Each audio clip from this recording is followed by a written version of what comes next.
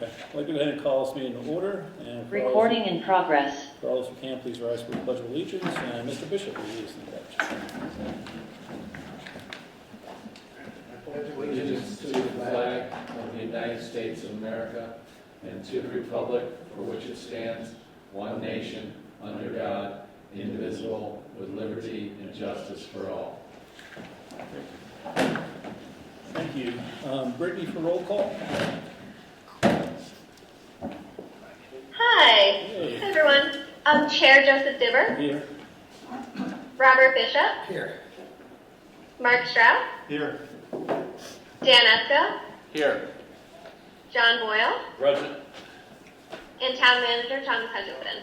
Here. Great, thank you.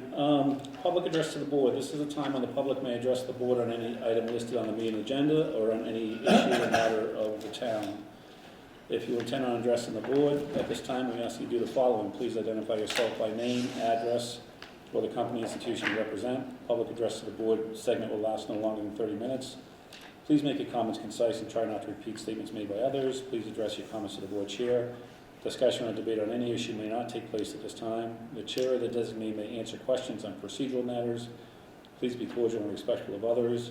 If anyone wishes to be recognized when the board discusses an agenda item, please make the request at this time. The board chair may grant this request, and please address your comments to the board chair and be concise. We are meeting in person, making this meeting available via Zoom for the convenience of the public. Since we are meeting in person, we will not be responsible for any technical difficulties. So if you'd like to be sure to participate, please try to attend in person. Thank you. Anybody to address the board?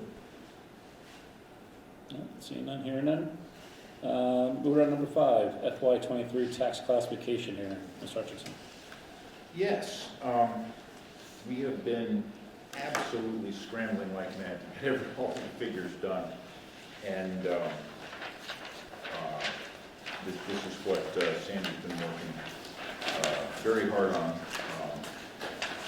trying to prioritize this above everything else except getting people paid and And we've gotten together enough data to present to you. I believe you have a copy of the report in front of you, and that lists the data associated with this tax classification hearing, which, as you know, is a matter of deciding whether to have a single tax rate or a split tax rate in the town.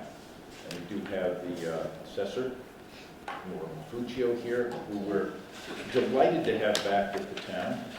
And sorry. We're delighted to have you back working for the town. And she's very graciously said she would come in and speak to you and go over any questions you might have about the report and just present the highlights. Just a procedural question real quick. Mr. Esko asked me, do we have to open up as a public hearing officially with this? Wouldn't hurt. Okay, all right. Okay, motion. Make a motion to open up as a tax classification hearing. Is there a second? Motion second. All in favor? Aye. Opposed? Abstentions? Motion carries. Thank you, Mr. Esko. Thank you. I'm just going to basically go over the handout that I gave you and stop me at any point.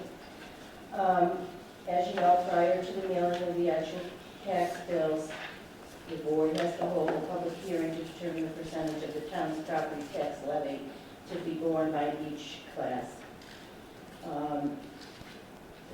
The procedures are in Chapter 40, Section 56 of Mass General Laws.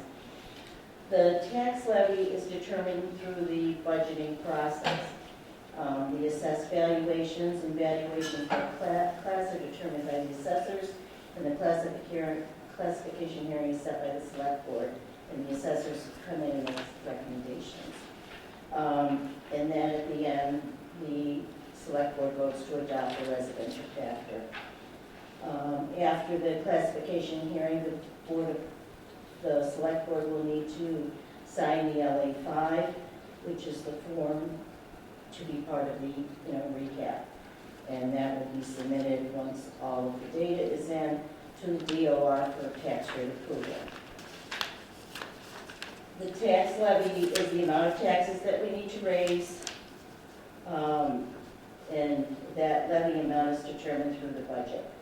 The total amount of the budget less the revenues, plus the revenue, less revenues from other sources is what determines the amount that needs to be raised by taxation. We've determined that we need to raise $14,455,805 in property tax revenue. The levy has increased $274,449 over last year. The new growth is determined by new construction, subdivisions, personal property, any additions or improvements to homes that are taxable. And that new growth revenue is tabulated at $176,919. The excess capacity is the difference between the levy and the levy limit. So you're here tonight to determine how we're going to tax residential and commercial. And municipalities with large commercial base might see fit to split the tax rate and have the commercial bear more of the burden percentage-wise. Given Dalton is relatively small commercial base, which is about 15%, it wouldn't affect the residential that much. You'd have to raise the CIP, which is the commercial, industrial, and personal property, to about 7% to yield a 1% tax rate reduction in the residential area. The estimated at this point is $18.44 for fiscal '23. Last year it was $20.74. Again, that's just an estimate. I've included a tax rate history, and the board recommends that the select board adopt a residential factor of 1, meaning a single tax rate to apply to all classes. And there is a proposed motion below that you might want to use when voting. I did put in our LA4, which has been approved by DOR. This is the valuation of the different classes of property. And those values were adjusted to reflect the market as of January 1st of 2022, using sales that occurred in Dalton from January 1st of 20 through December 31st of 21. Land values, building rates, and other features and depreciation tables were adjusted to more reflect the current market conditions. On the commercial and industrial property, land, building, and cap rates were adjusted to reflect the current market. Personal property forms of list were reviewed, and all new accounts were inspected. Pricing tables and depreciation were updated. Results of the adjustments were reviewed by the DOR and were found to be in acceptable guidelines. The increases by class: residential values increased overall by about 14%. Commercial values increased overall by 8%, and industrial by 4%.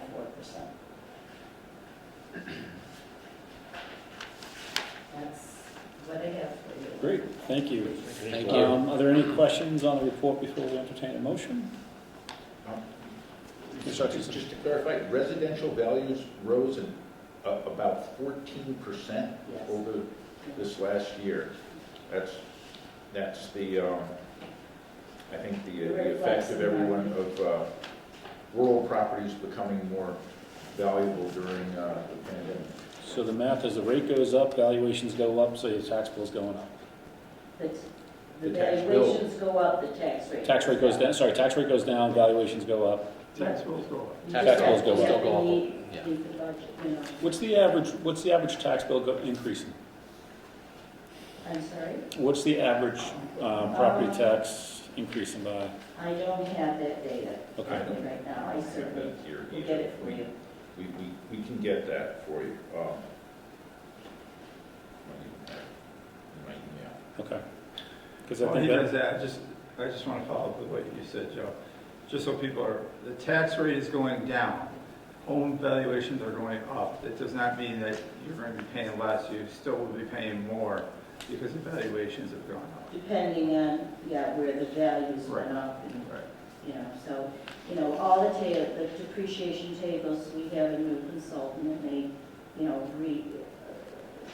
looked at everything and, made adjustments. So, I mean, it's possible that Right. some might go down. It depends on where the values rose. I just don't want people to see that the tax rate is going down to 1844 from 20 last year and think, oh, they're gonna get a huge break when, and I understand that the valuations are up. Yeah, the values went up. Right.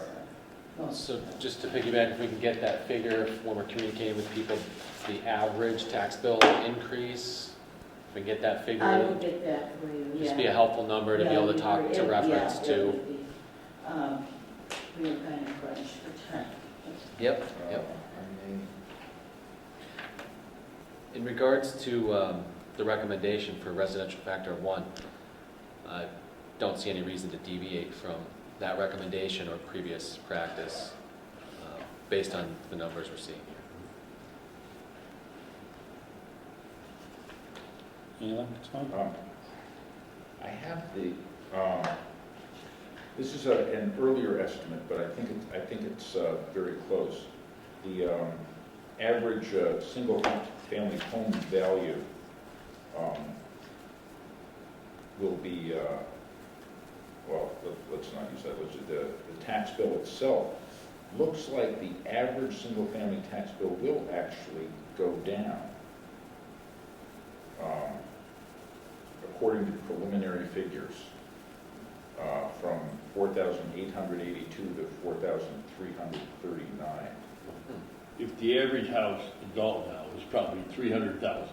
No, not About 235. About I'm guessing about 270. Okay, I have 235. This is from a previous sheet from Sandy. Oh, that's last year's. Is that last year's? It must be last year's, Last yes. year's average.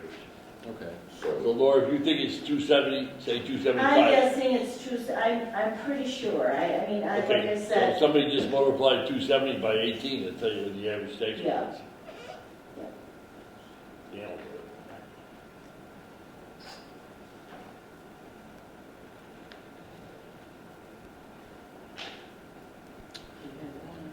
oh, 4. oh. That would be 5,071 on 5,000, 275. probably, pretty close to it.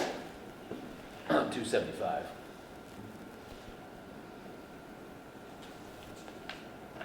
1844. Yep. Yeah, 269. Oh, 269.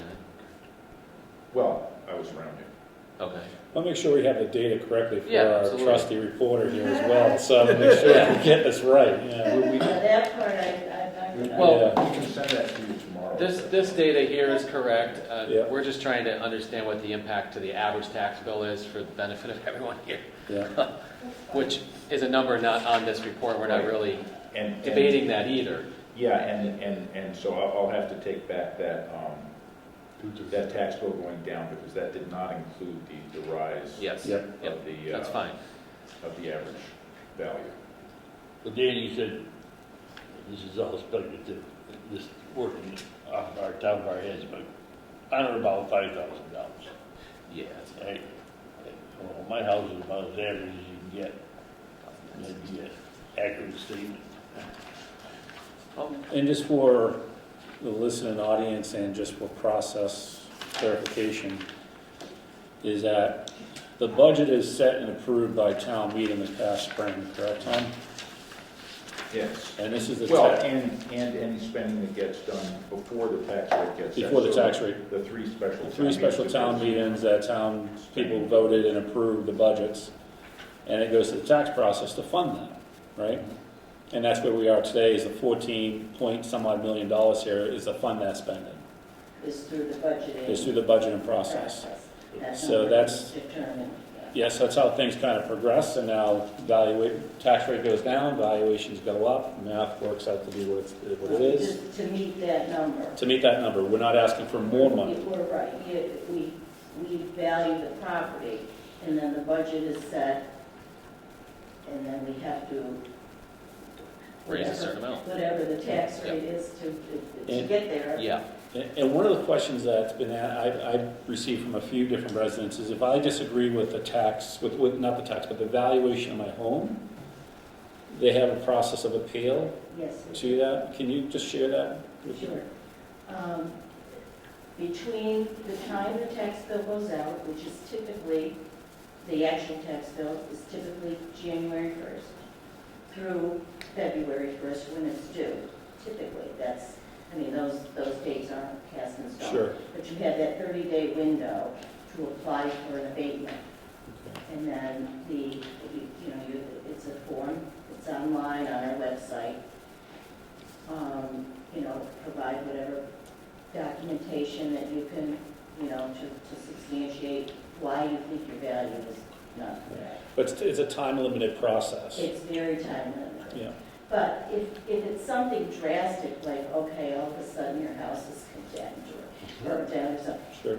we come in, we will inspect during the year, to see if we have everything correct on the plan. Okay, yeah. But the abatement process is a small window. Great, thank you. thank you.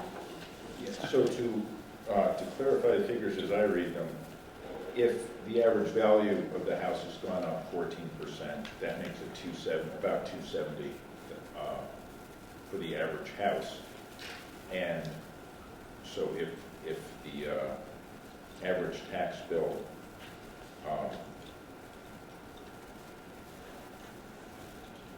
and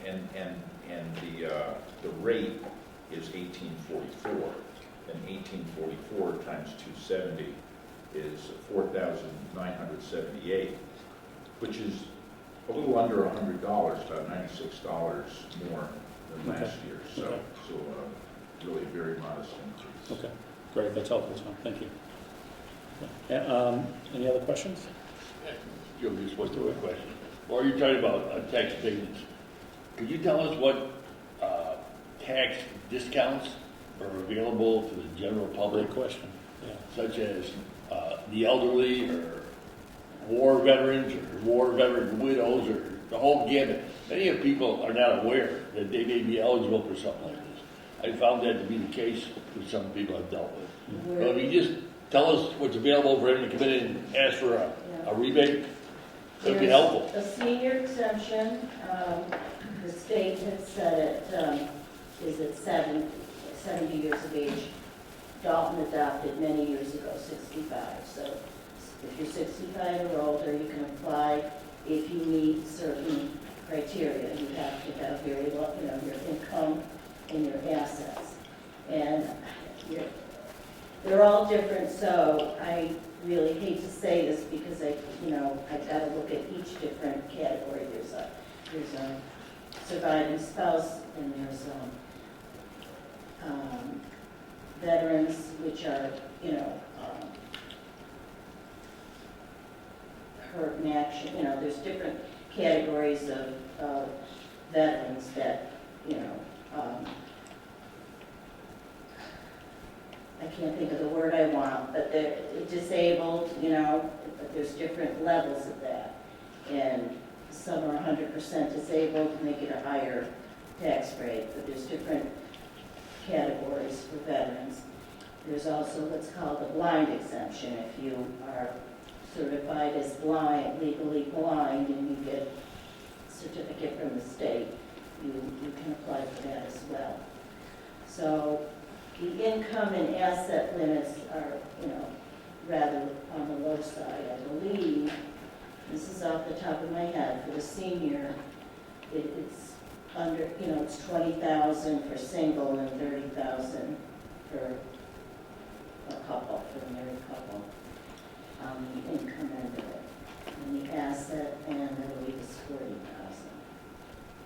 So they all have different ranges, and the surviving or the other senior is, you don't have to qualify income-wise, but you do have to qualify for that, you know, that you don't have enough assets to draw from. And like I said, so it's the veterans, but there's different categories. And the senior and the blind. We have that pretty much outlined, I think, on the website. I know I've done it, you know, I think you call the office.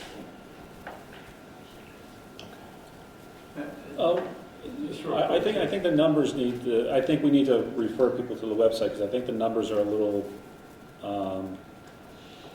off, if I'm reading the right material. Is this the same as the senior circuit breaker tax credit? No, Okay, so it's different. absolutely different. Okay, all right. Yeah, no, this is, the town gives a break on the taxes. It's an amount off your real estate taxes. Oh, and this is a state, income. Circuit breaker Yeah, is income tax. income tax, thank you. Yeah, okay. Yes, and exemption applications are discussed, and a link is available to the forms on the web, Okay, under the Board of Assessors, which is under departments. okay, thank you, Tom. Also, we had the tax work-off. Yes. For senior citizens. What do we have in the budget for the tax work-off?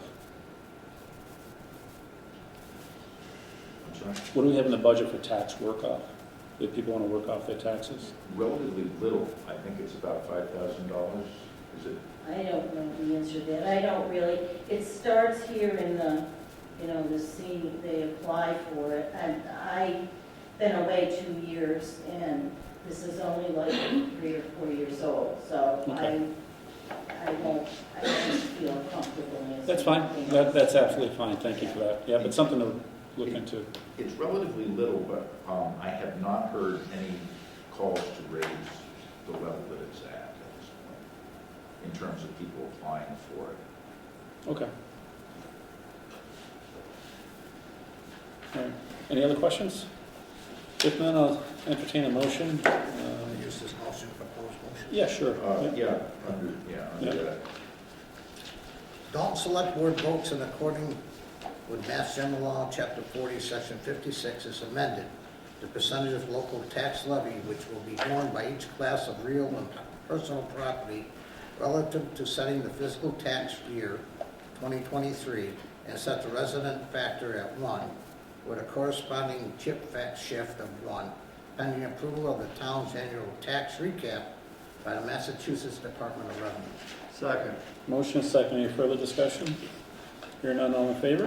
Aye. Opposed? Abstentions? Motion carries. And thank you for the great work and presentation. Appreciate it, and welcome back. Yes, Thank you. Great work. All right. Let's see, town finance general update, expenses compared to budget. Mr. Hutchinson. Yes, as I intimated just a moment ago, that Sandy's been working diligently with the assessors and the fire district to get this tax information ready. This is pretty much the latest we can go on this, and we've been working a lot of overtime recently. So her assistant has done almost all of the prep work for this, but it needs to be posted into the general ledger, which she's not trained her assistant to do yet. The assistant's still being new and being trained in more basic things. So we're almost there, unfortunately not in time for this meeting. Any questions? Tom, when do you think we're going to have those numbers? I can't put a date on it, but she's now done with this, so I would say, she knows that it's a priority for departments to get it to work on their budgets. Well, how are they managing the expenses now without the information? How well are we doing? Well, they do have a record of their expenses. They also have their budget. So if they want to use that budget to match against their expenses, they can do that. We just haven't done that for them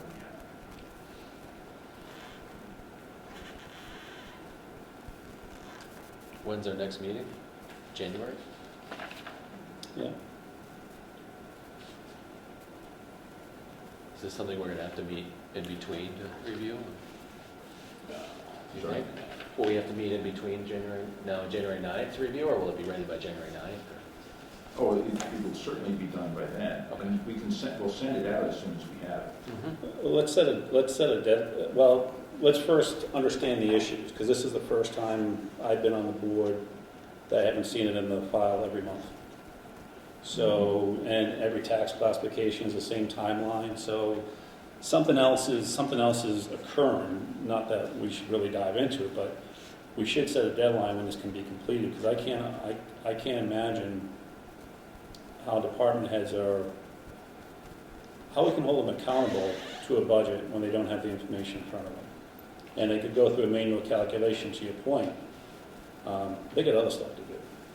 So, can you offer a deadline? And Sandy got the tax classification. This is, of course, unique because Sandy lost her assistant and we didn't hire one for a month or two.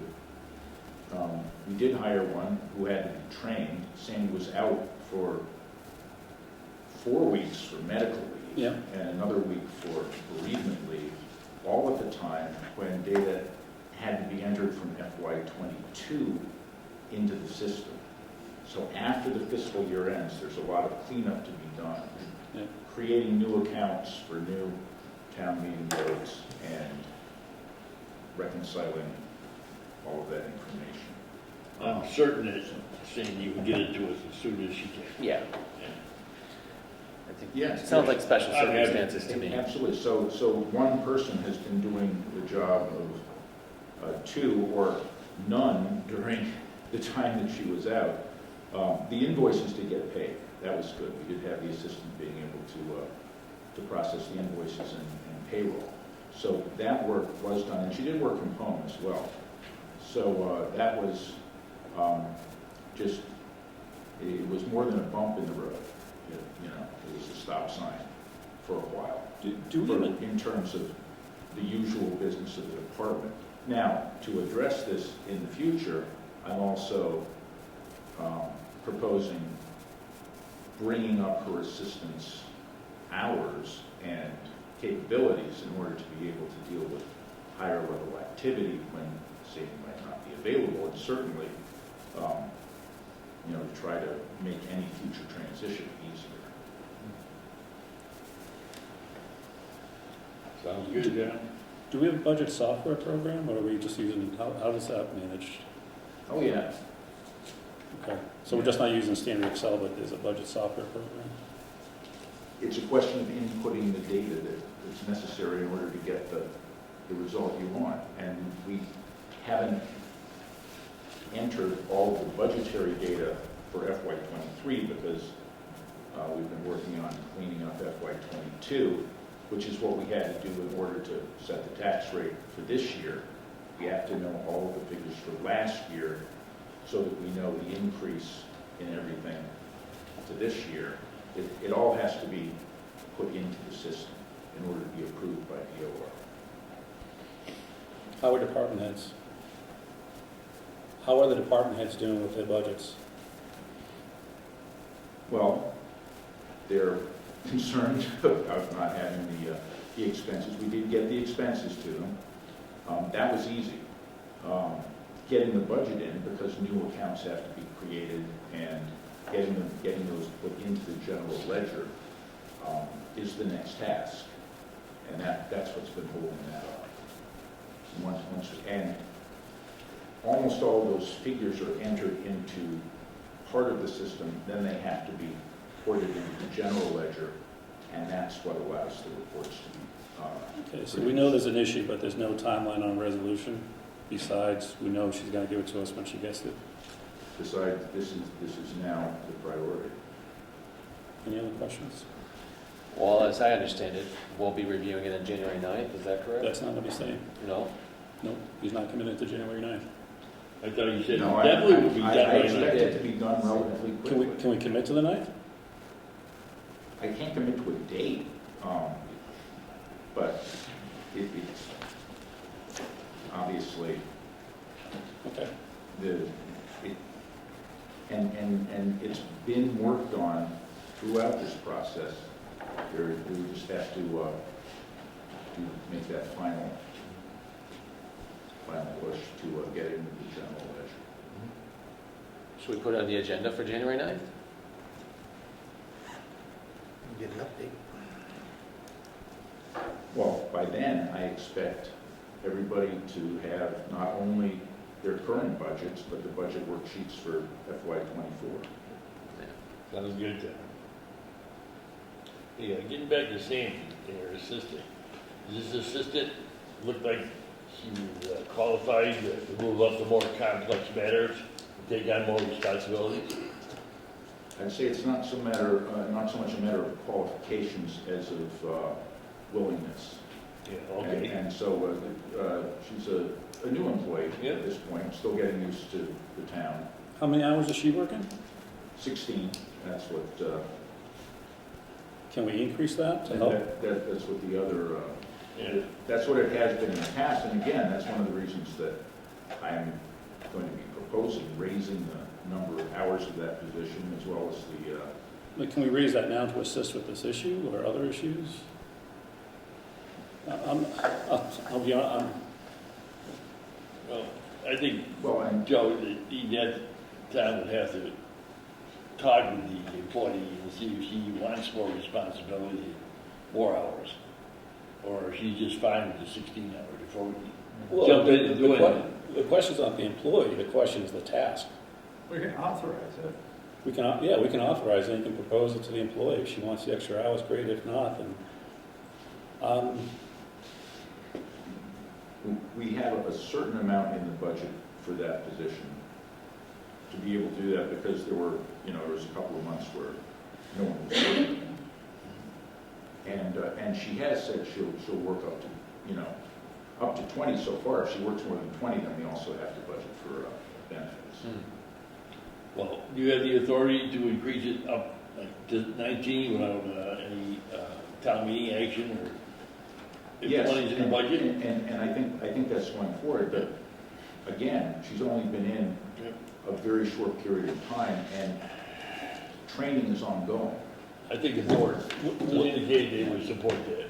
yeah, I think this is an issue for department heads, number one. Number two, I would like to ask if the board agrees that Mr. Hutchinson and Sandy meet this week and come up with a plan of when it's going to be delivered and give us a deadline when that delivery is going to happen. That would be my ask if the board agrees. Well, Joe, maybe I'm wrong here, or mishearing this.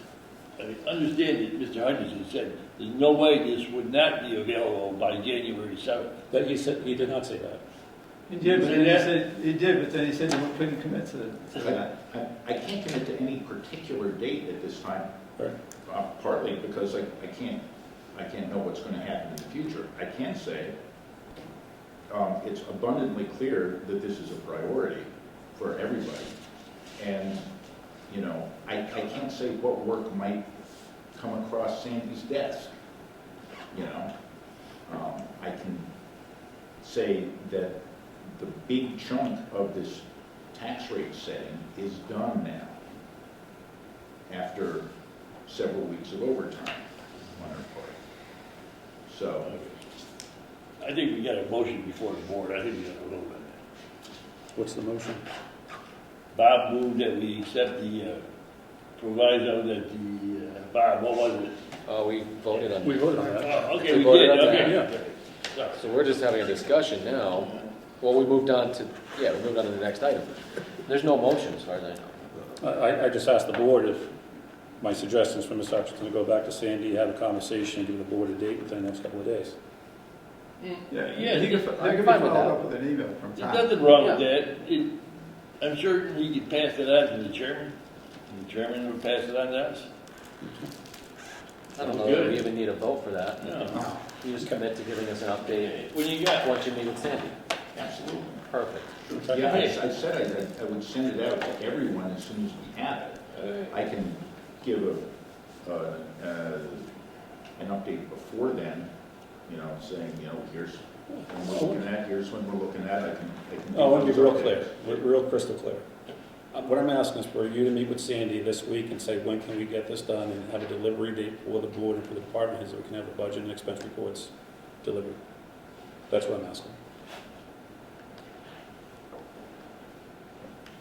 I can do that. Yeah. Whether or not it happens is not necessarily in my or Sandy's control, depending on what else comes down the pipe. But that would be an external circumstance that we would. Right, and if things come down the pipe, they communicate that, hey, something's gonna be delayed for whatever reason, but you can't go into budget season without having your prior year budget and expenses well known. I can't see that, I can't see us doing it either. I don't. I think Joe just wants you to ask Sandy Yeah. what her generalized plan is. I think we beat this up. I'm happy to ask her Pass it for on to the chairman. a specific date. What I can't do is say, there's 100% certainty it will happen then. We understand.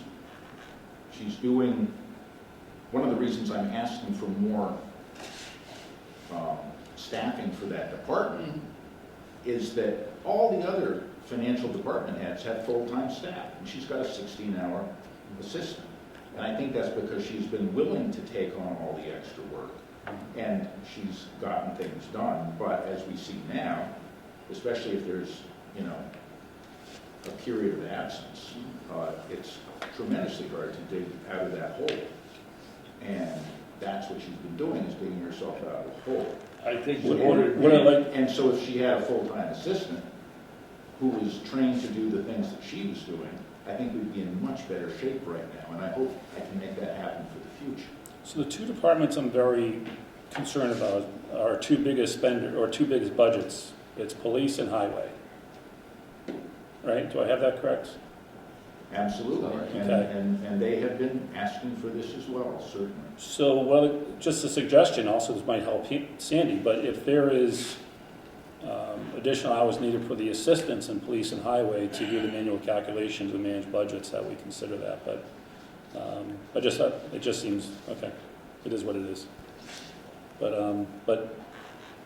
what I'm asking, if the board's agreed to it, if I'm hearing the board say yes, then what I'm asking Mr. Hutchinson to do is meet with Sandy, come up with a plan, and give us a deliverable date of what the target is to get the budget expense reports delivered. Right? Right. I'm okay with that. Okay, all right, thank you. All right, thank you. Reimbursement policy. You have, I sent you something out on Thursday. You have a revised version of that in front of you, not substantively revised, just tweaked a little bit after some back and forth. And this will help us going forward. It's unusual and potentially a very bad policy not to have itemized receipts for expenses. There are a number of expenses that are prohibited for towns to make. So if we don't know what makes up a certain expense, we can't prove that, the expenses were allowable. So it's Tom, It's, who prepared this policy? I'm sorry? Who prepared this policy? Who prepared this? Who did this? I drafted this Okay. using some other towns. There's actually a much more comprehensive one that I think we should consider. You may remember I'm redoing the employee handbook. And there's a more comprehensive one we may get to in a year or so. But this takes care of the current issues that we recently had. A couple of questions. So each request for reimbursement must be accompanied by an original itemized receipt, or can it be a copy? It should be an original. Can be, Yeah, well, receipts would be original receipt. Yeah, we could specify. well, it says original, but I'm thinking copy, because if I go out for a week of travel, I can either give you a stack of original receipts, or I can photocopy them on a sheet of paper. So I'm just asking for clarification, that's all. We would very much prefer original receipts. If you're traveling, this has to cover all circumstances of reimbursement.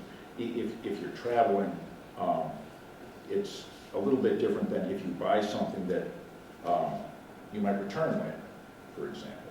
So you need the original receipt to return the item, so we need the original receipt to show that that was bought, and that's what you're asking for. I got a question. Down here where it says, when an employee uses his or her credit card or debit card, the customer copy of the credit debit card receipt or a copy of the credit debit card statement showing the charge must also accompany the request for reimbursement in addition to the itemized receipt. So if I go to a restaurant, I get the itemized copy of my bill, and then I use my debit card. They swipe it, and I bring back the receipt for using my credit card or debit card, and the itemized receipt. You don't need a copy of my credit card bill. Is that No. what that says? Right. It's an and/or. It's, or Well, either or, it- rather. Either or. It does Either say, or. in addition, I see your point about that. That's a good point. We can say, or the itemized receipt. Because I think the big hang-up is Yeah, people yeah. don't want to give copies of their credit card statements or or the bank accounts with the debit card. Well, And I know you can cut it and crop it and everything else like Yeah. that, but there are a lot of towns that do that. This was taken from a town that did that. I'm thinking if you lose your credit card receipt, you can substitute a statement if you need to get reimbursed. Yeah. So- Not that you would submit that at all times, but Yeah. as a backup is how I'm reading it, but I don't know. Good interpretation. Yeah, it's a redacted copy if you want to use that for proof of the purchase. I guess I'll just go back to what Joe was Yeah. saying. But I'm okay taking that paragraph out. oh no, I think you should leave it in. Yeah, I I think think you that's going to save you half your headaches. I I think you just, think people are hesitant to submit their credit card bills or their bank statements to you. So if you leave it in there and they can give you the credit card receipt from the restaurant or whatever, saying that it was paid, then I think that's going to save you half your problems or 3/4 of your problems, because people don't want to turn in their bank statements, even if it's redacted, or your credit card statements. Yeah, and I've had to the other places that I've worked. well, I think this paragraph should read, when an employee uses his or her credit card or debit card, the customer copy of the credit debit card receipt must be submitted with the report, period. If that is lost, then a redacted copy of your statement can be substituted for that expense. So I think we just need to clear that up, clean it up. Is that what you're getting to, Mark? Yes. Yeah. Nowhere in here does it require a copy of a Yeah, bank statement okay. or credit card statement as part of the standard reimbursement Yeah, process, okay. can be used as a substitute. If that is lost. Okay, I'm happy to read that. Then back to the original itemized receipt. You take a picture of your receipt and print that up or with the form, why wouldn't we accept that? If you were a store owner, would you accept the, A picture of a receipt that had all the relevant details? Yes, I would, absolutely. I've managed retail for 20 years before. yeah, that's why I asked. I would, Yeah. yeah. As long as it had all the relevant details, because I could match it up in my POS system too. You know what I mean? And you would know if they then tried to submit the original receipt as well.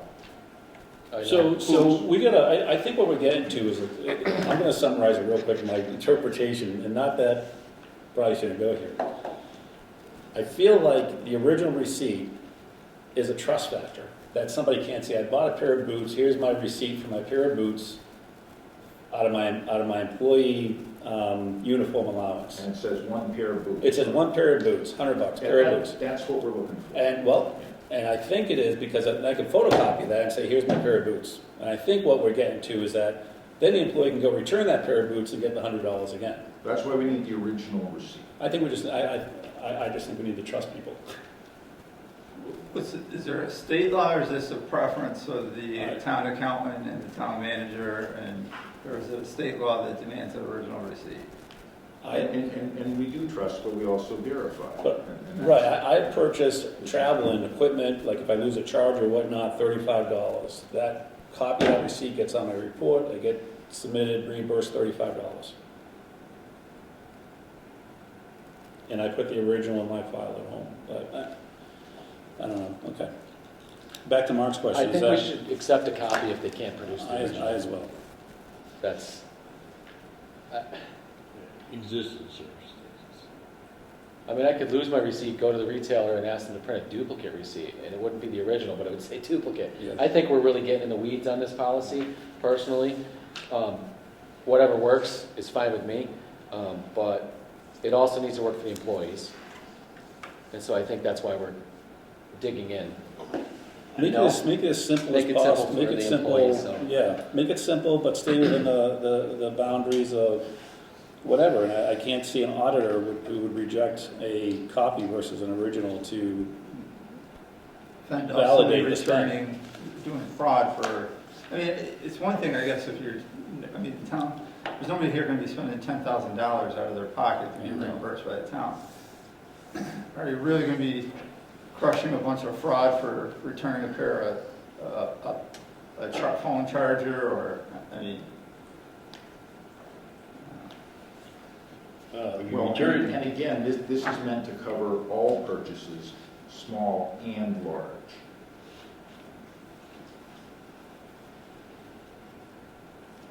So, of course, we're going to be less concerned about a pair of boots, but we'll be more concerned about a larger piece of equipment. if that's the case, then let's separate the two. Let's separate, create a recommendation, a travel and reimbursement policy. So that's together, it's travel and reimbursement, I'm reimbursing my lunch, I'm reimbursing whatever, my hotel, versus a large purchase reimbursement. I don't know what the. Well, but- again, we do have a much more detailed reimbursement policy that we can look at, which is a travel and reimbursement policy. It's 4 pages long. And what I was hoping was, I mean, right now, I'd be satisfied with saying you have to submit an itemized receipt.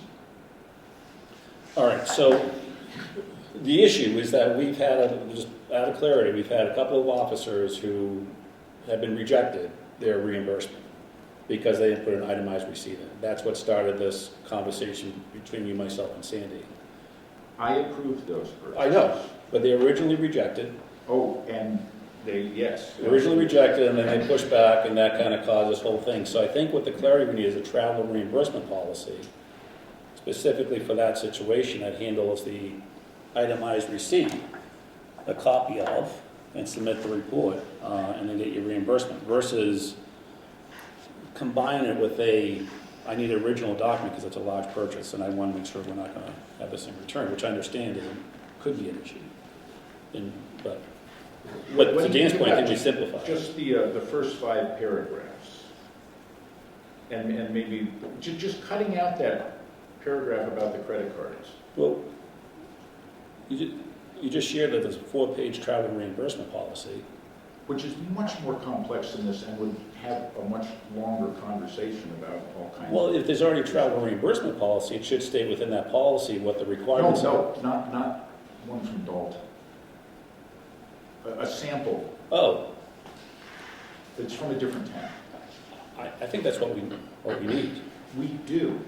I would very much like this in the interim, because it's going to take us another year to have that package together. I'll defer to the board. Happy to take out the whole credit card paragraph, because I think it complicates things. I don't know that needs to be removed. You want to see proof of payment, right? but I think if you're giving them, if you're giving them the receipt that you paid with your credit It card. says credit card on it. Right, Yeah. I think that should, That's fine. suffice. Well, we're asked for a copy of a check It too, just though, if means- they paid by check. That's just proof of payment. But if you Yeah. pay cash, it just says cash, you don't have You're- to show any other you're proof all other than the fine. receipt, it says cash. Yeah. So, I hate to dig into this so much, but Yeah, I think for everybody's benefit, it needs to be user-friendly. Absolutely. For the town and for the employees, and they shouldn't be skirting around trying to get their lunch money back, or if they bought a pair of boots, it should be user-friendly for the employee, it should be user-friendly for the town, and just, I mean, you keep it simple. Yeah. all we need is an itemized receipt. I'm happy to take out the check, the credit card stuff. okay. Yeah, let's just do the itemized receipt. I'm good Yep. with that. It's an itemized receipt. But if somebody loses their itemized receipt, they can use your statement. Yeah. Right, What's wrong with that? I agree with that. Yeah, And so, As if they put it on their credit card. yeah. But they paid cash for it. If they paid in cash, they lost And the lose their receipt. receipt, They're not well, gonna- then they they're got not a getting problem. reimbursed. Nothing you I can do agree. about it. Yeah. I agree. so the next to the last paragraph also says what should be on the receipt. Well, that's another problem, because not every business is gonna. Have the same. What are they gonna say? Because some places you go to, they have the generic, the old school with the blue ink on the white gold paper, and Yeah. then you paid it. It's not gonna have a business name on it, it's not gonna have anything like that. So it's hard to dictate to a business what you're gonna get out of the receipt. But I'll tell you, here's how you get around that. When you do the reimbursement form, you have them sign the reimbursement form under penalties or whatever like that, that they're Yeah. attesting that this is true. That, we would take that anyway. I mean, they do sign the reimbursement Right. form. Yeah, I think it's hard to And that's dictate. fine. But I just think it's hard to dictate to any business out there, well, you went and had lunch, I didn't know what the receipt was gonna look like after I had lunch, and now I'm beat, because it doesn't have the location, or it doesn't have the, It probably would have all this, I can tell you that, but you never know. It's probably best to leave that out, Which, that paragraph about what the receipt should show. I mean, all right, so can I do the first 4 paragraphs? yes. Yeah, I think original itemized receipts. And then the fifth Receipts are paragraph, get rid of original and just say itemized receipt. Yeah, 'Cause again, well, I think it should be original, not a photocopy. Well, retailers accept copies and photos of receipts. I would say, now you're asking for paragraphs 1 through 4, and I don't want, back to your point, I don't want to nitpick this, but employees with budgeted expenses may be reimbursed for expenses incurred as part of their employment duties. What if a department head decides to go over budget? Just take out the budgeted expense. Employees may be reimbursed for expenses incurred as part of their employment duties, period. Because it's approved by their department head. No one, by state law, can spend more than is in their budget. Employees don't have budgets, is my point. Oh, So the Oh. employees don't know their okay, budgeted so expense. not with budgeted expense. No, employees may be reimbursed for expenses incurred as part of their employment duties, period. It's up to the department head to make sure it's budgeted. Yeah, Right. yeah, I'm sorry. Do you think you have enough feedback to do a revised policy and bring it to us Paragraph 2, for let's go paragraph, future approval? paragraph by paragraph. Because we're not going to approve an edited version tonight because I have no idea what all the edits are. Yeah, no, that's good. Sounds good to me. Paragraph 2 looks good.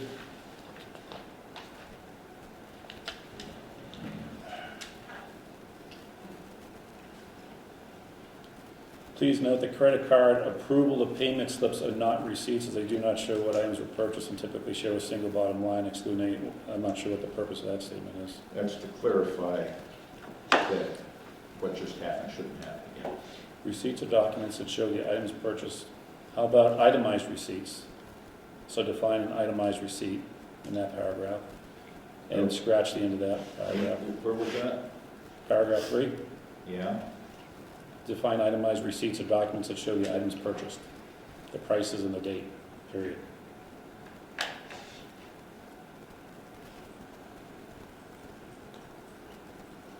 sorry, how should, that first sentence? Itemized receipts are documents that show the items purchased, the prices, and the date.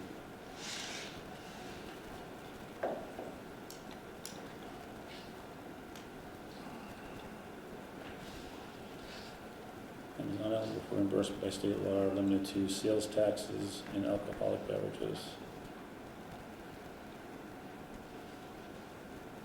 Well, what we haven't said is that we're requiring itemized receipts, which is what we need to. Yeah, I think maybe just at the end of that, this document is required for reimbursement submission. Each request for reimbursement must be accompanied by, so do we land on a copy of the itemized receipt? Just an itemized receipt,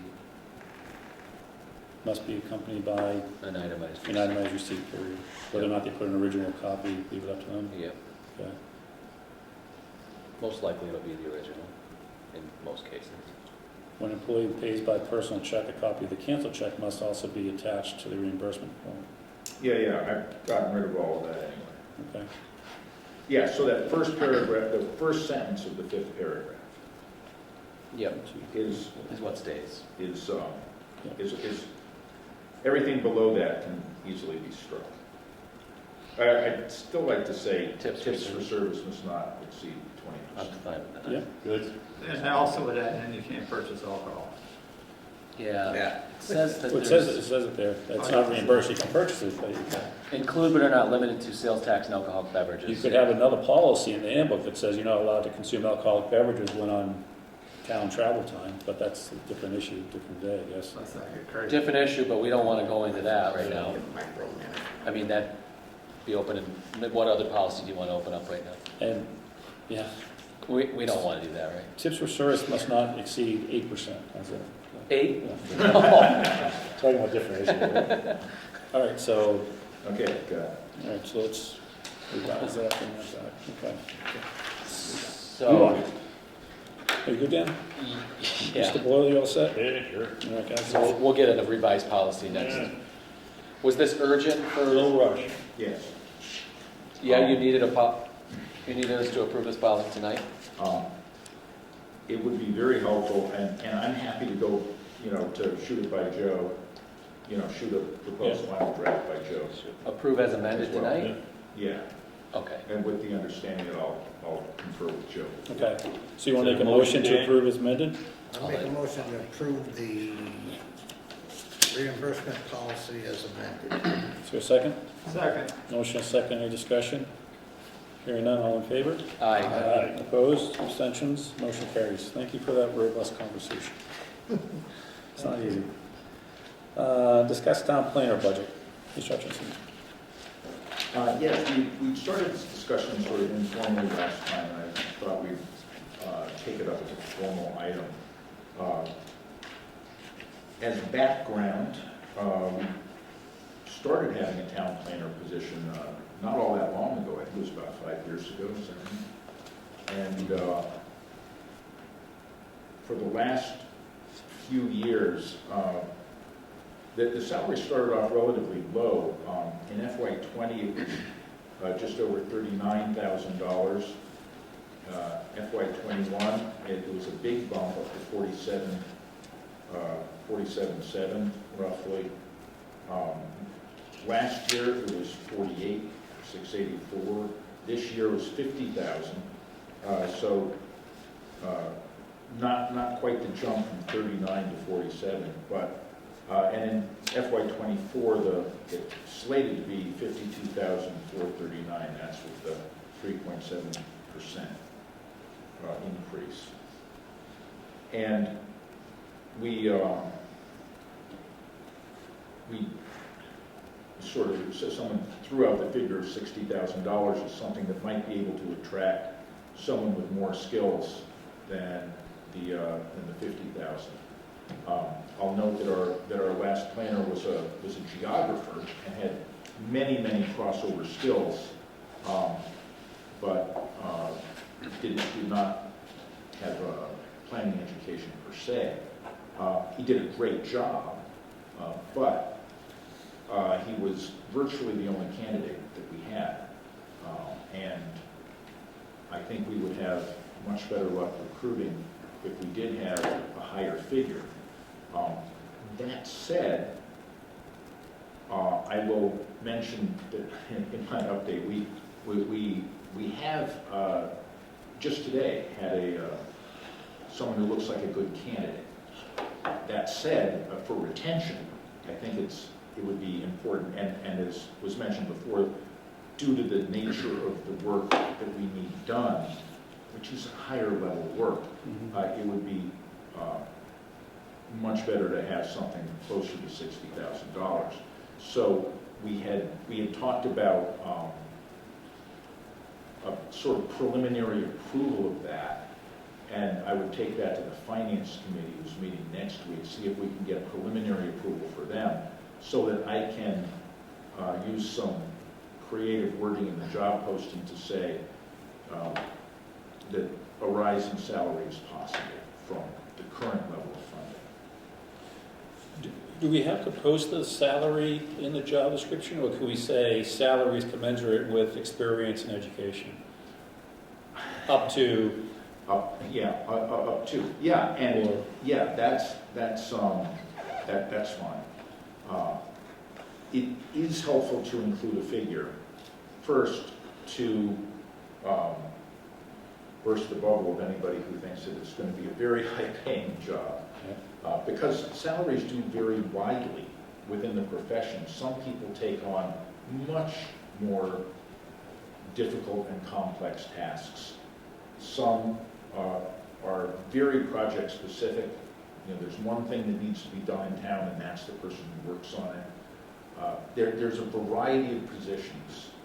So I think it is helpful to have some kind of a figure in there. And you know, 60,000 DOQ, depending on qualifications, I think would be a fine thing to be able to advertise. And that's your recommendation? I think the operative word there is qualifications. Oh, yeah. In addition to qualifications, obviously education and work experience. Yep. You know, we hired the last one who was straight out of college and did a great job. But I think you go after a qualified senior planner with a multitude of experience. I don't think even $60,000 would cut it. No. I believe you're correct. So, I mean, are we wasting our time with this? And my second question would be, would you say we got a really experienced town planner, and would he end up being administrative assistant or clerk or whatever you want to call it for the various committees? That might not be considered town planner type of work. It is in most communities. Really? If there's more than one planning position, then the planning director usually doesn't work directly with the committees. Okay. Except for the planning board itself and maybe the zoning board of appeals. Okay. Depends on the community again. Everything's different. And what's going on in the community? But I agree, if we're going to up the salary, we'll take a hard look at the qualifications, credentials, work experience. Mhm.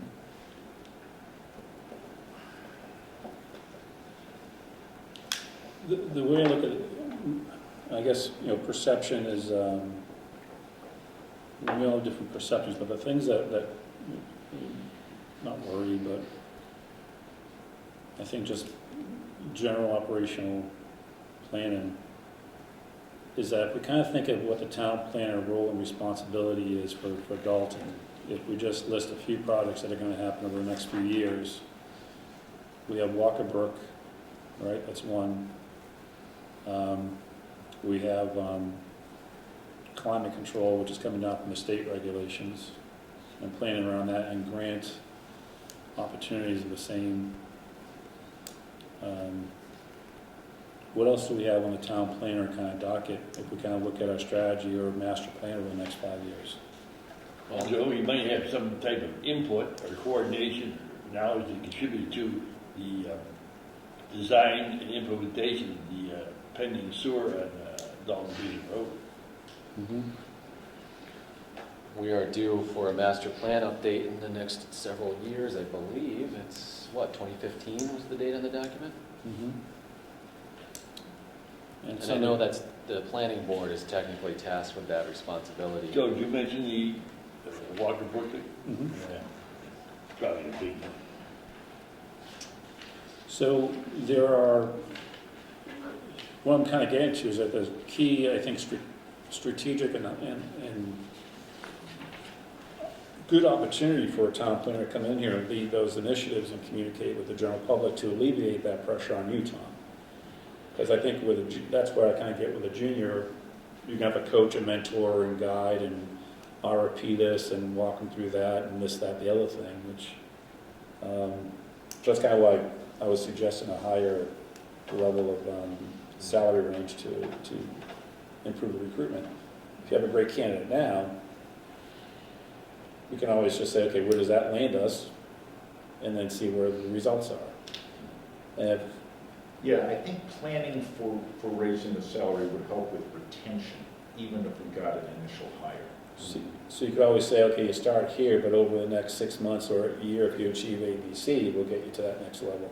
Yeah, well, we don't, yeah, we won't have enough in the budget to pay more until July anyway, so. Another thing a planner could be helpful with is possibly securing financial researching for grants. Yeah. Is this proposal that's so far unofficial, but there's talk, Joe's been involved in it, I've been involved in it, you get informal talks, is decarbonizing the town hall and instituting heat pumps, which is going to be a process. And it's also going to be a process that should be considered in the overall master plan for the town hall. Well, where are we going with this building? Well, that would be under the building superintendent's Yeah, responsibility. certainly. Yeah, But yeah, he could be involved in it. yeah, Tom Planner. Well, and they did work closely together on that. Yeah, they did, The grant a staff person for the Green Committee, working with Pat as building superintendent. So there was, I think, good collaboration. So what's your recommendation, Tom? I would like preliminary approval for raising the town planner's salary to let's say approximately $60,000. I haven't figured out where that would fall on the actual matrix. Okay. But somewhere approximately, and then I can figure out where that is and work with that. Is there a motion in support of that? So moved. Second, motion and second, any discussion? Hearing none, all in favor? Aye. Opposed, abstentions, that motion carries. Thank you. Use of opera funds for health and human services and culture and recreation. Yes, again, after the last meeting, there were some ideas floating around about spreading the ARPA funds out just a little bit, because of course a little bit can go a long way, and some of our, very not entirely well-funded, we have, the Council on Aging and Veteran Services under, and Board of Health Activities under Health and Human Services, and we have Council on Aging, Open Space and Recreation, the Parks and Recreation part of the town budget. If there were, and as I recall, there was an idea that if we had a fairly limited set of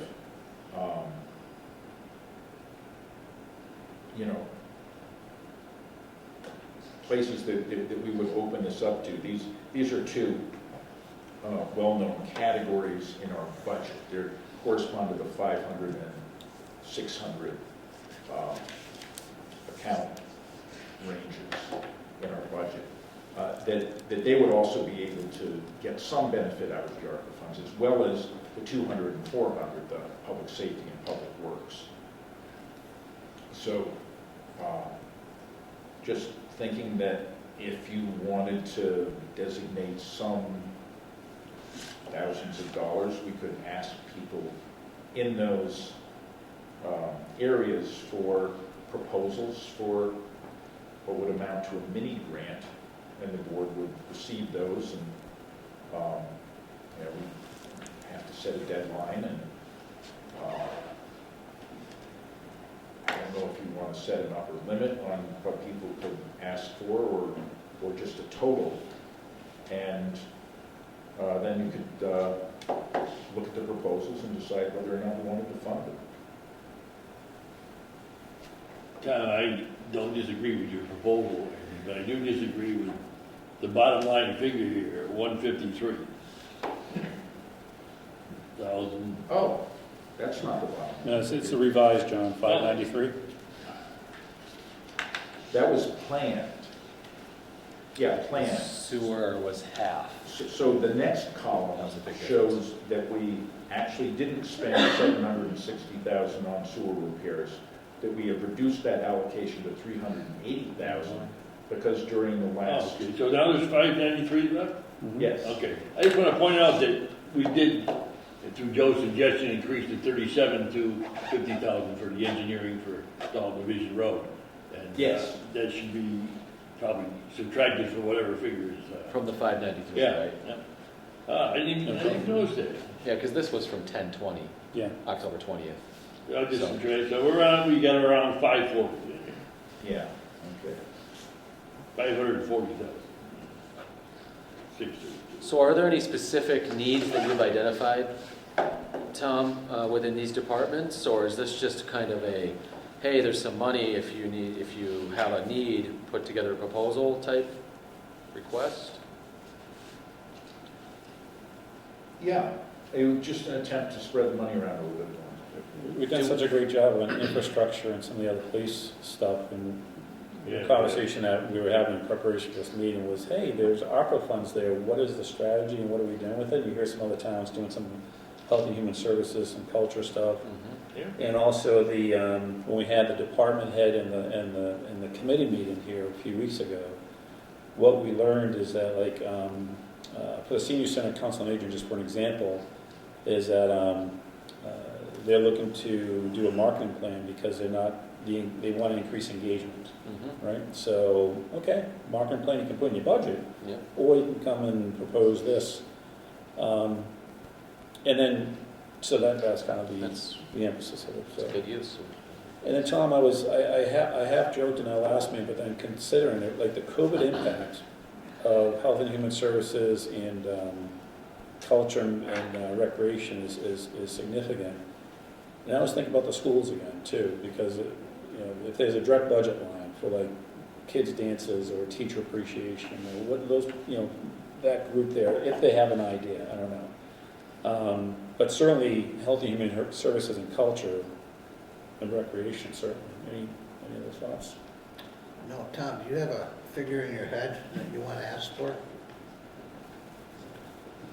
Well, I think it should be enough to make people think that they might be able to have a project or something like that. And typically, projects would be a few $1,000s, $2,000 to $5,000, something like that. If all the departments that we asked to do this, if they all had a project, that would be like 4, 5, 6, likely people who would say, yeah, I could come up with a proposal to spend some money. What if we earmark 5% of the balance just for these programs? That's Well, what's that? I'm thinking, 25,000? I was thinking 30, yeah. Okay, 30, so 6%, or roughly thereof? I was thinking 50, but I 50? don't know. I mean, again, we're throwing numbers Mark, around. where are you, 120? 51. It'll be the most popular. 50 is a big number, but yeah, I mean, I think that's a good message for our community, and Well, yeah. it's not Yeah. a blank check, but it's basically saying there's these funds available. If you have a project that you'd like to accomplish outside of the normal budgeting parameters that maybe came up mid-budget year, that would help you achieve your goals or improve services, for example, Council on Aging and Yeah. marketing plan, improve services and We need a outreach. new oven, for sure. Yeah, Then, yeah. Just a reminder that there is a restriction on the use of ARPA funds, and that is that they be used for general government purposes. So it has to be something that we have already funded in our budget that would be getting additional funds. Yep. Tom, what did you have in mind by specific name? What budgets do you think you may solicit? Well, again, in Health and Human Services, we have the Board of Health, the Council on Aging, and Veteran Services. And in Culture and Recreation, we have the Cultural Council and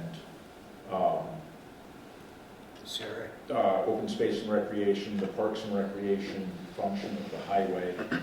What's the committee that decorates around the town and plants all the flowers and everything? Beautification committee, that's, Yeah, that's beautification. under culture, right? Beautification Oh. committee?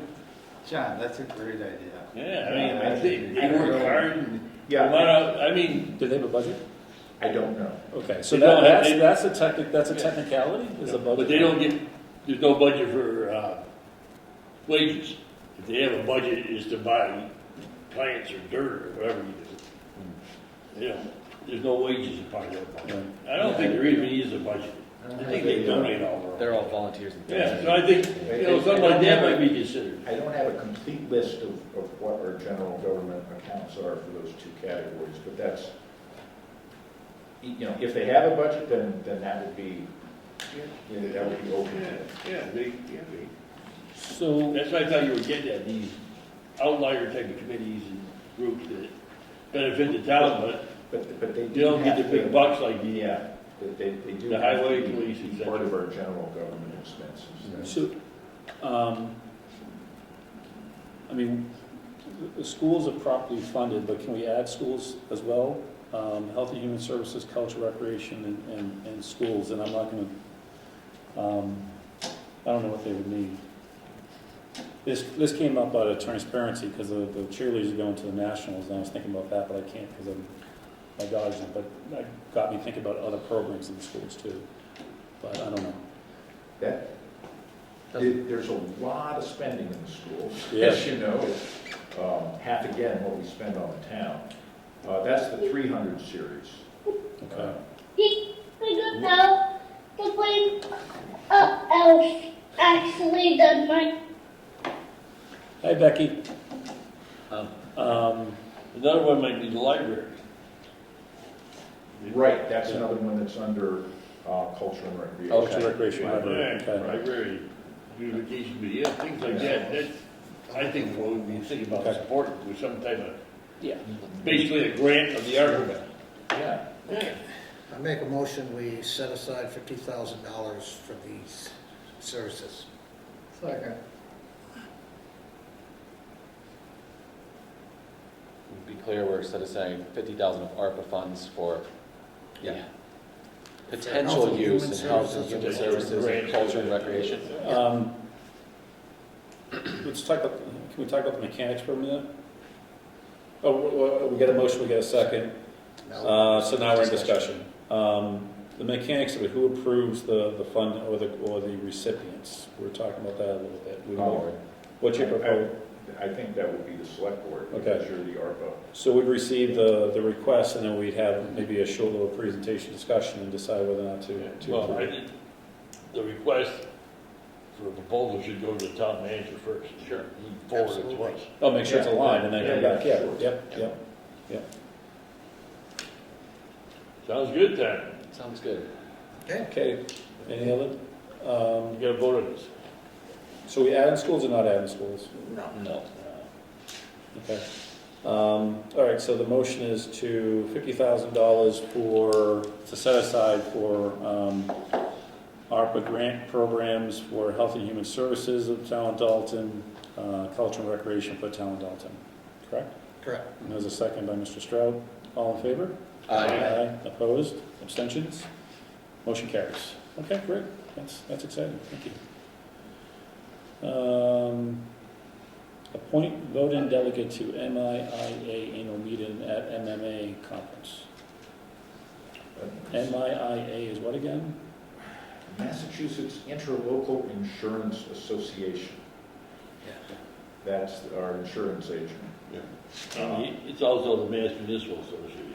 This is like a joint thing. It's not the Massachusetts Intercollegiate Athletic Association, I was thinking that. which is also MIA, but it's got two A's instead of two I's. MMA is Mr. Wenzel works. So, this happened last year. It's, our insurer, being an association of member towns, has an annual meeting. Each town gets a vote. It's a great lunch. I hope somebody can make it besides me, but we'll see. I'm working on it. And, Try to get the time. Tom, is there a deadline to designate a voting member? I think there is. Like in January, you have to tell the MMA, MMIA who's going to be designated as a voting member from your town. the January meeting would be fine. No, is there a deadline to notify them who did? Yeah, but I think it's pretty far down the line. Yeah, probably mid-January or somewhere. If a member of the select board attends, And I'm trying to switch it if Dan can make it. we have to vote on the delegate either way, right? Whether it's select board or you. Yeah. Yeah. If it's not the chair of the select board, you have to vote on it. Okay. Well then, I'll commit to getting, I guess you, final answer whether I can attend. We'll say within a week. Okay. That's great. And then we'll know who we're voting on, whether it's me or you, next time. Yeah, Is that enough time? we might have to, it might be before the next meeting. We could just say, Vote for, I'll say that I'm attending at this point, and if not, we'll have to change. why don't you vote for Dan and You're me the as alternate. as an As an alternate. alternate. There we go. It's a motion. So moved. Is there a second? Second. Motion is second, any further, or any discussion? Hearing none, all in favor? Aye. Opposed, abstentions, motion carries. Mhm. Okay. You'll like it, Dan, if you can go. Mhm. Town manager update. Yes. Just speaking a little bit more about the town planner, since we just were.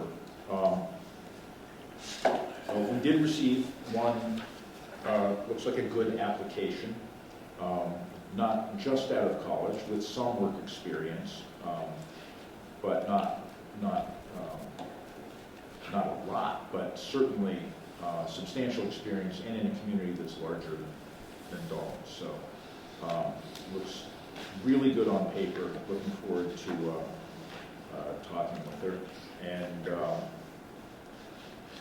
could be a very, very good fit based on the resume. Local or out of state? Not local. Not local. And in addition to the places we were advertising, Alyssa reminded me that we are also advertising on another online platform. And was that where we got this application? Nope, those are made. Okay, that was. What's the other platform? Plan to have set up an interview Handshake. with a couple of So, us, for like we did last time. It was Oh. For really alumni good. and If an initial interview, Yeah. goes well, yeah, we would have the main people she'd be working with. I consider it. Yeah, absolutely. I'm also planning to go to an MMA workshop at the annual meeting on innovative ways to recruit, so that we can make our ads pop a little bit more. We're looking at ways we can promote the town and its benefits through our job ads. Send her the video. And not have it, have a link to the video, that'd be great.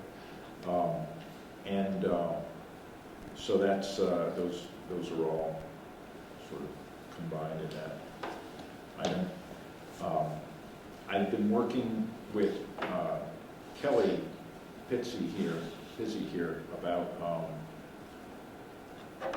her request for another assistant who would largely be paid for through an increase in the program funds that we're getting. And she would like a 14-hour-a-week assistant who costs about $12,500, and $8,000 of that would be paid for by the increase in the program. She's awfully concerned about burnout, There are a number of things that this person would do. Coordinate the LIFE program, Living is for the Elderly, which is a volunteer group that entertains elders in the Craneville nursing home, made of former community members. Encouraging participation in activities and education programs to reduce isolation and promote well-being. There's a tremendous problem with isolation ever since COVID, and it's continuing. Assisting with the monthly newsletter, maintaining relationships with local community organizations, and doing some of the things that are just becoming a bit much for other people.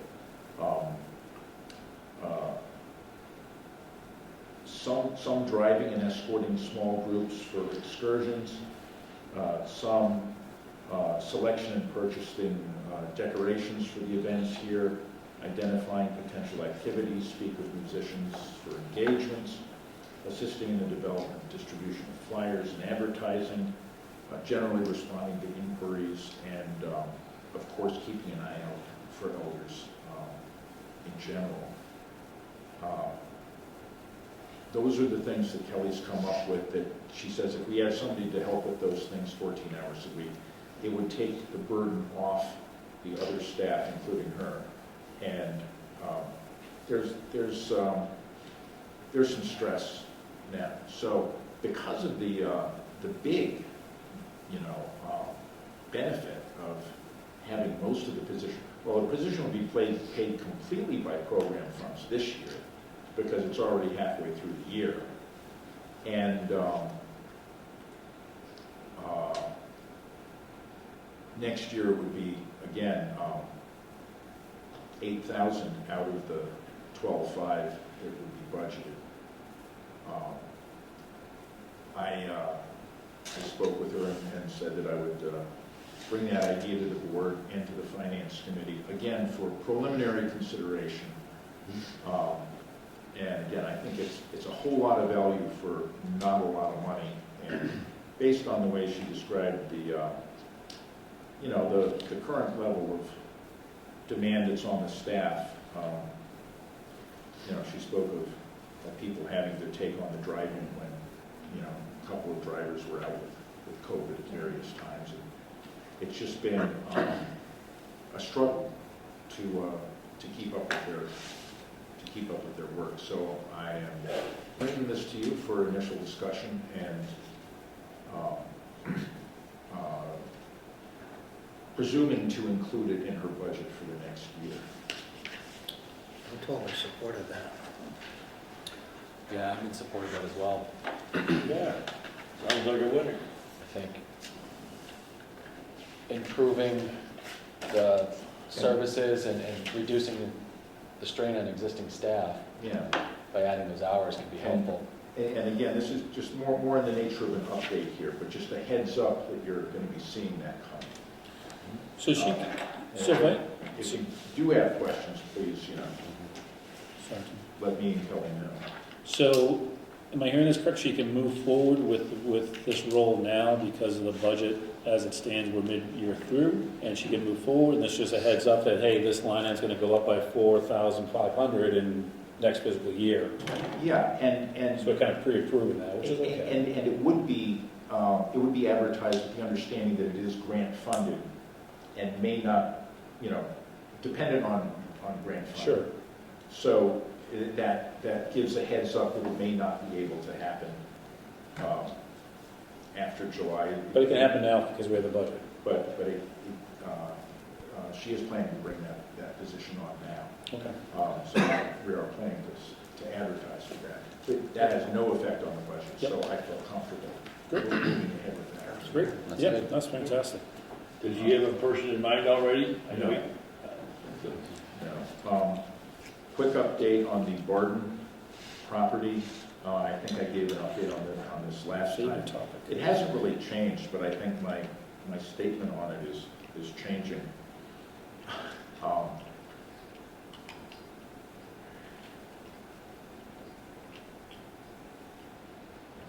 The Mass Department of Agricultural Resources has said that whoever buys the Dalton property has to buy the Windsor property.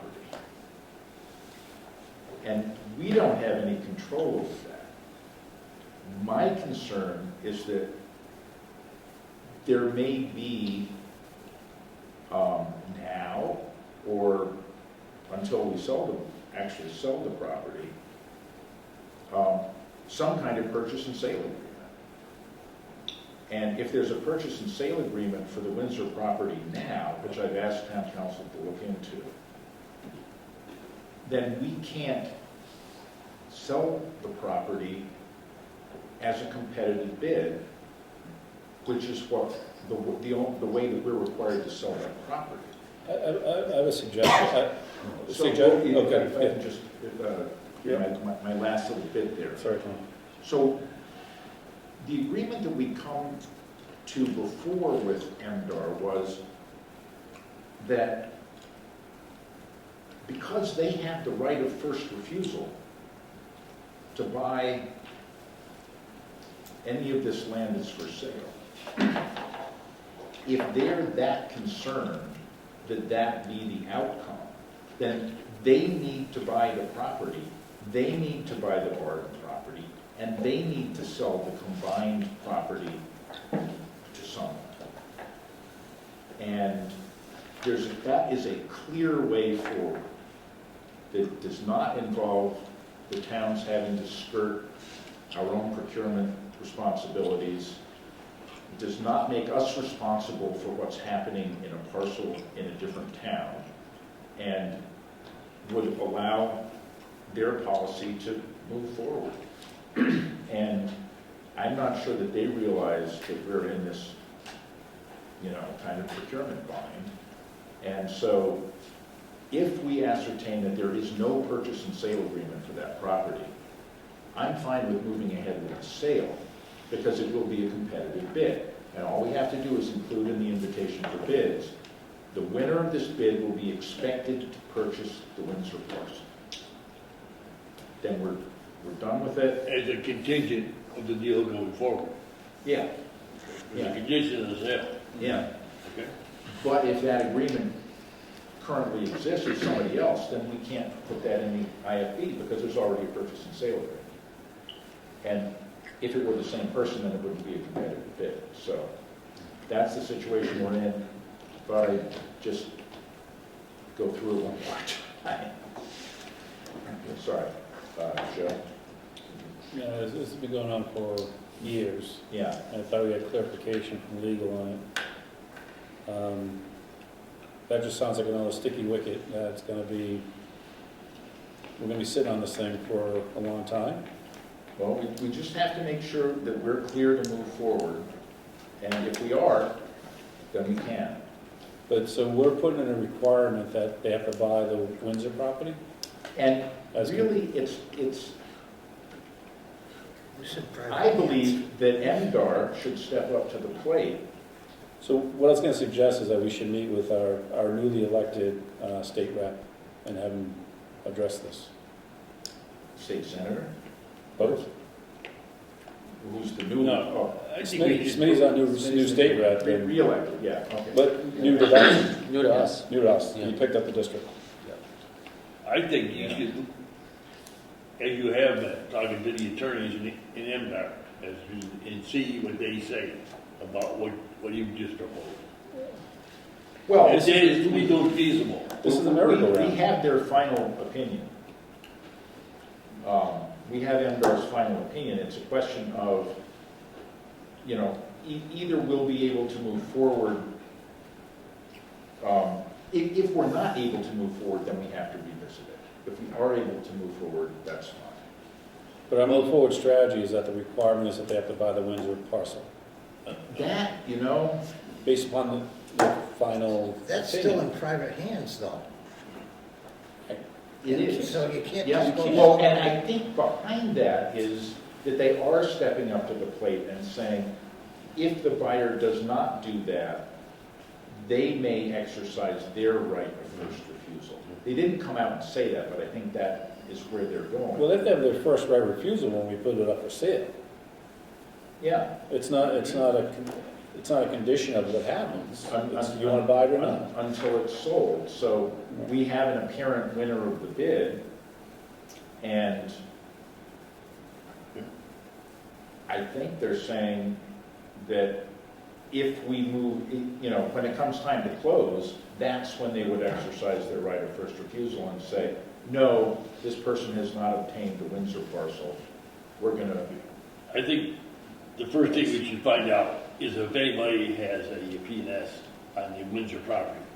It's my understanding they do, but I haven't seen it. Right, and this is why I've asked town council to verify that. How much we spent on legal fees on this thing so far? Over the last couple of years? Yeah. Probably a lot. Yeah, so why don't we just keep it for open space and track the issue? Go hiking with your dogs there, yeah? Or just leave it there. Just Forestry is a valid agricultural use. yeah. We could, hey, we could lease the tillable land and actually make some money. Oh, sorry. We could do that, or we could actually grant through our ARPA funds, a way to fund that. And bring it back up for town meeting. If the sale doesn't go through. Let's put the sale through and get away from this. Yeah. In fact, the board is Thanks for already the told update. us I know, to sell the yeah, property. I know. I'll just continue with Yeah, There's not much continue. more we can say about this right now. No, Yeah, continue. little planning board news, since I'm now the interim town planner. They will be looking to wrap up their housing needs assessment, and they're almost ready to do that. They're going to be meeting with the RPC planner to get that together for them, and that'll be at their next meeting. And then they'll start to work on a housing action plan, which is going to be one of the chapters of the next iteration of the master plan. So that is moving forward in that way.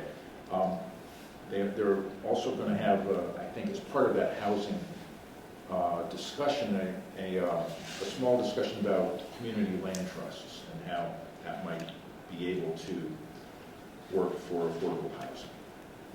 It's where people sell the land that their house sits on, but keep the house and keep ownership of the house, and then that land becomes part of a trust, and the value of it can be used in various ways to support that community, and they get the money from that, and the catch is that then that gets a deed restriction saying this will always be affordable housing.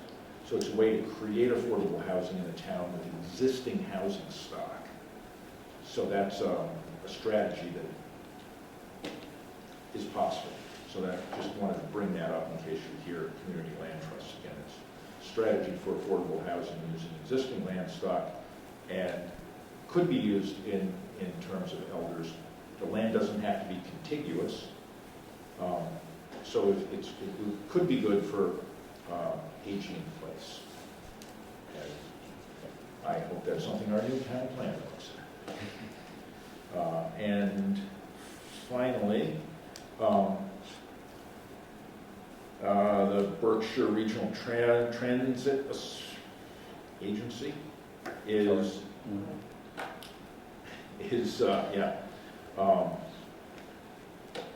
giving out free rides till the end of the year as part of a grant to try to boost ridership, show people all the great places they go, and encouraging people to take jaunts out into the county, to the free jaunts out into the county to that they might not otherwise do. And they also they're looking for public input on their current transportation plan. There's a link to that on our website over in the notices on the right. So that's, and that is my update for this evening. Thank you, Ms. Hutchins. Any questions?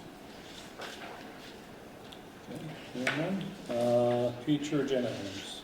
I think for the first meeting in January, if we don't have the budget papers that we're looking for, then to have it put on the agenda. If we have them by then, they can just fall off.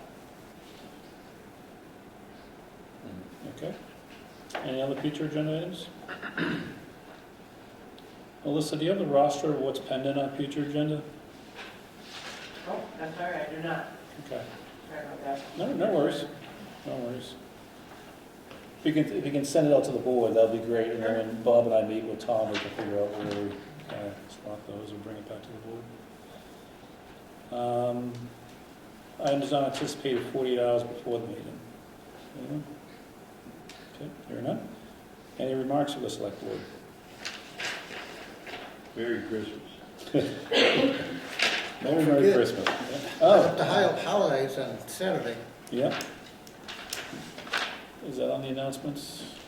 I don't see it. Yeah, right at the holidays on Saturday from, I believe, 5 p.m. to 8 p.m.? Yeah, come see Papa Chili. Hey, Joe, it will start at, the marshal area will be at LP Adams.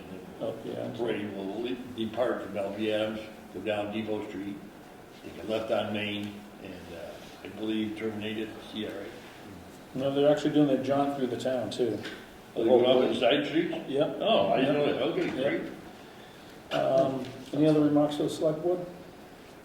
Hearing none.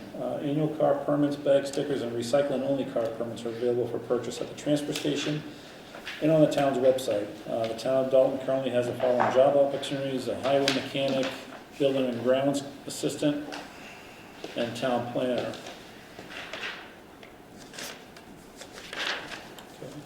If interested, please visit the town's website or call the town manager's office for more information. There are numerous committees and boards with vacancies. Please see the town website for more information or reach out to the town manager's office. Dalton Police Department would like to remind the citizens of Dalton of the winter parking ban, which goes into effect, or went into effect, November 15th, 2022. It'll run through April 15th, 2023. There's no parking on streets between 1 a.m. to 6 a.m. Next meeting is scheduled to take place Monday, January 9th at 7 p.m. at the Senior Center, with an option for remote participation. With that, have a motion to adjourn. So moved. For a second. Motion second. All in favor? Aye. Opposed? Abstentions? Motion carries. Good night, Dalton. Thank you.